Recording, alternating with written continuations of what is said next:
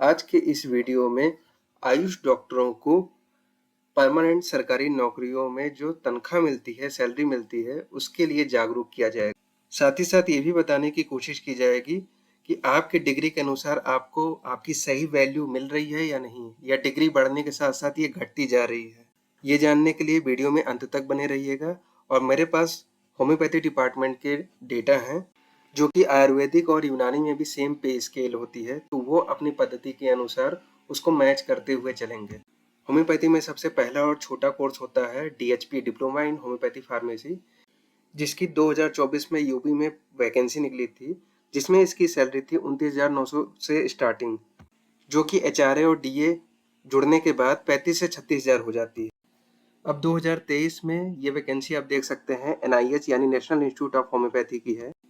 इसमें एक डाइटिशियन की सैलरी स्टार्ट होती है 35,400 से, जो HRA और DA जुड़ने के बाद लगभग 43-44,000 के आसपास सैलरी बनती है। ये दोनों ही कोर्स डिप्लोमा के हैं, जो 2 साल के होते हैं, जिनकी मैंने आपको यहाँ पे परमानेंट जॉब में सैलरी बताई है। 2023 में उत्तर प्रदेश लोक सेवा आयोग में होम्योपैथिक मेडिकल ऑफिसर की ये वैकेंसी निकली थी, जिसमें सैलरी स्टार्ट होती है 56,100 से, और यहाँ पे डिग्री भी बताई गई है, जो 5 साल की कम से कम होम्योपैथी में डिग्री है होनी चाहिए, यानी BHMS की बात की जा रही है यहाँ पे। इस 56,100 में HRA और DA जब जुड़ेगा तो वो लगभग 65 से 67,000 के आसपास सैलरी बनेगी। यहाँ आप देख सकते हैं कि आयुष में ग्रेजुएशन यानी BHMS, BAMS, BUMS में सेम पे स्केल रहती है इस लेवल तक जब आप ग्रेजुएट होते हैं। लेकिन अब हम देखेंगे कि हम ग्रेजुएशन के बाद जब पोस्ट ग्रेजुएशन MD या PhD करते हैं तो हमारी वैल्यू बढ़ रही है या घट रही है। मैं फिर से 2023 का ये NIH का जो रिक्रूटमेंट वैकेंसी निकला था उसका एग्जांपल शो कर रहा हूँ। यहाँ आप देख सकते हैं कि RMO, MO की यहाँ पे सेम पे स्केल है 56,100, लेकिन यहाँ पे जो क्वालिफिकेशन मांगी जा रही है RMO और MO की, उसमें MD मांगा जा रहा है।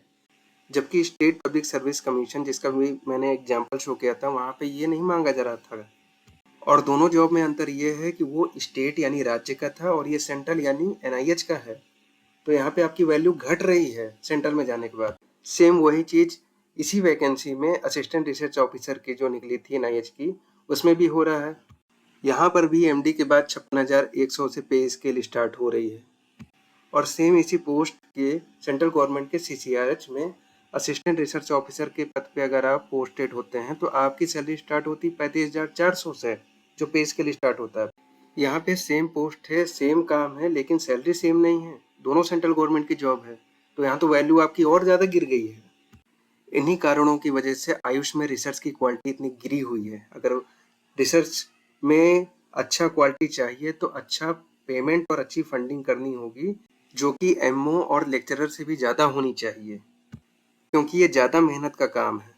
फिर से हम जब NIH की 2023 की लेक्चरर की पोस्ट देखते हैं ना, तो यहाँ पे देखते हैं सेम पे स्केल 56,100 से स्टार्टिंग होती है। और जो स्टेट गवर्नमेंट कॉलेजेज हैं वहाँ पर भी यही सेम पे स्केल 56,100 से स्टार्टिंग होती है, आप देख सकते हैं। इसका मतलब सेंट्रल और स्टेट दोनों जगह की सेम जॉब के लिए सेम पेमेंट मिल रही है, सेम सैलरी है, कोई डिफरेंस नहीं।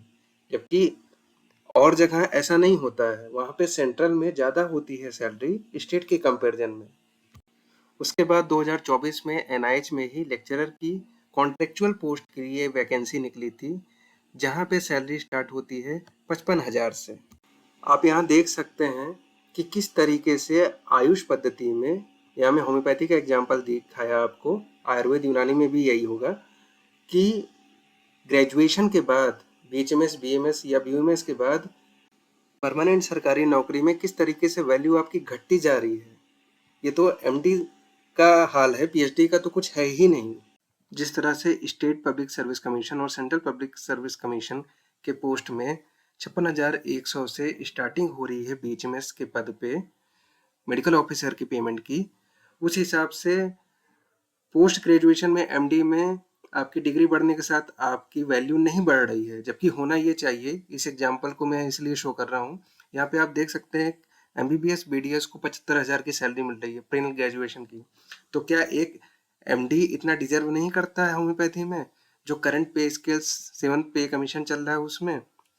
इसी के अकॉर्डिंग आगे भी पे स्केल बढ़नी चाहिए, लेकिन ऐसा नहीं है। आपकी वैल्यू BHMS करने के बाद बढ़ने की जगह घट रही है, यानी एमडी पीएचडी करने का कोई फायदा नहीं है अगर आप जॉब में जाना चाहते हैं तो। वहीं दूसरी तरफ जो एमडी के स्टूडेंट हैं गवर्नमेंट कॉलेजेज में, अगर उनकी स्टाइपेंड उस कॉलेज के असिस्टेंट प्रोफेसर से ज़्यादा है तो ये तो बहुत ही शर्मनाक और बहुत ही बेइज्जती वाली बात है कि वहाँ के टीचर की सैलरी एक स्टूडेंट से भी कम है, जबकि स्टूडेंट अभी एमडी कर रहा है और टीचर ऑलरेडी एमडी कर चुका है।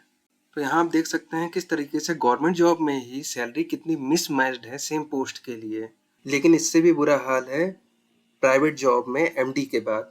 यहाँ पे आप देख सकते हैं यूजीसी की गाइडलाइन, यहाँ पे 2017 में ही बोल दिया गया था सारे कॉलेजेस में पेमेंट स्केल बढ़ाने के लिए, लेकिन आज भी पुरानी पे स्केल 15,600 से 39,100 की पे स्केल पे रखा जा रहा है, जो कि डाइटिशियन की टोटल सैलरी से भी कम है, जो उनको एचआरए डीए मिलने के बाद 43-44 हज़ार होती है। सिर्फ 2 साल का 1 लाख रुपए का डिप्लोमा कोर्स करके, जो कि आप यहाँ देख सकते हैं होम्योपैथिक फार्मासिस्ट की सैलरी के बराबर मिल रहा है। इतना घटिया और गिरा हुआ स्तर है। तो आज हमने देखा कि किस तरीके से ग्रेजुएशन के बाद यानी बीएचएमएस, बीएमएस, बीयूएमएस के बाद आपकी गवर्नमेंट परमानेंट जॉब में वैल्यू घटती जा रही है और प्राइवेट में तो बहुत ही बुरी तरीके से घट रही है। जितने रुपए और जितने साल आपने इन्वेस्ट किए उसका कुछ भी रिटर्न आपको नहीं मिल रहा। ये एक बहुत बड़ा छुपा हुआ काला सच है जिसे कोई नहीं बताता है, जिसे मैं आपके साथ शेयर कर रहा हूँ। अब आप अपना डिसीजन खुद लीजिए अपने बुद्धि विवेक से अपने भविष्य के लिए, क्योंकि जो लोग ग्रेजुएशन के बाद अच्छे से प्रैक्टिस में लग गए या जिन्हें नहीं आता था उन्होंने कहीं से सीख के शुरुआत की और आज इन जॉब से ज़्यादा कमा रहे हैं वो अपनी क्लिनिक में।